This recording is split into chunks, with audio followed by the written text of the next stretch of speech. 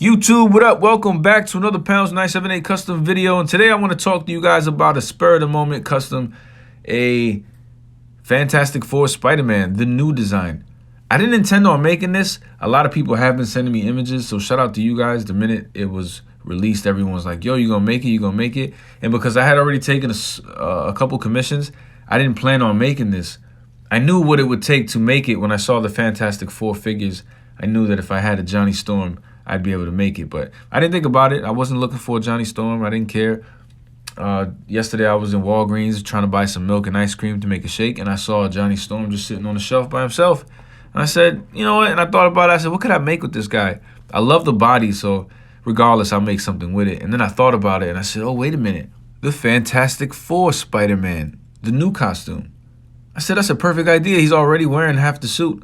All I got to do is get that black upper torso blue. Bagman, another quick mod custom from a Reed Richards from the last Fantastic Four wave. All I had to do was just take a Bagman head sculpt and put that on. It looks perfect. I don't know why Hasbro can't give us a bag. Like, I don't know why with the Fantastic Four Reed Richards from last time, they just couldn't give us a bag head. It would have been perfect. Almost perfect. And some bare feet. You know, I think most people would have settled with just the bag head and not even caring about the bare feet.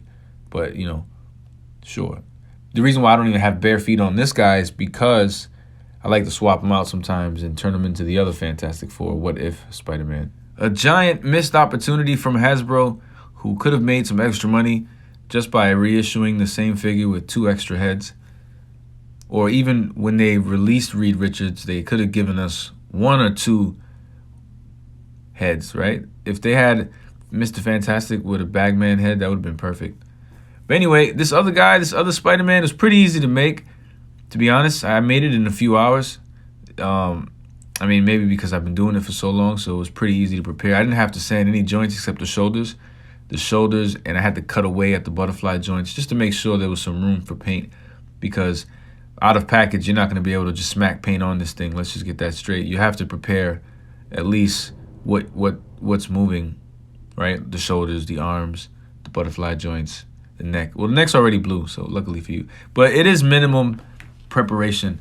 So it is pretty easy. And then turning the logo from blue to black is probably the hardest part. You got to be a little delicate there. But the most impressive part for me anyway was matching that blue. Whoa, yo, I matched it on the first try. I was like, oh my God, I was so excited. Mixing them up with Superior Octopus there, you can just see the bodies are very similar. And these are my favorite body molds for Spider-Man action figures. But back to the color really quick before I forget. Like, how did well, who would have thought I would have been able to match this blue perfectly? Well, not perfectly, I'll be honest. My blue is a little darker than the factory blue. But man, it was pretty close. Like, for the first try, I mean, I kind of like, you know, tweaked a little bit, but it was pretty close. At first, I thought a French blue would go well with a little bit of yellow because the Hasbro blue was slightly green. But it wasn't. It's just like a flat blue. So what I did was take French blue and mix it with a little bit of tan. Actually, a lot of tan. So blue and tan, French blue and tan, the same tan that we got right here for this head. Mix those two and you'll be all right. Bag head doesn't look too good for this suit. Grabbed an X-Acto knife and a Dremel and some sandpaper. That's pretty much it. Worked away at the shoulders. In order to move those arms up, you had to sand at that upper shoulder and cut away at that butterfly joint to make sure you'll still be able to move while you're adding paint. Everything functions like your regular Marvel Legends.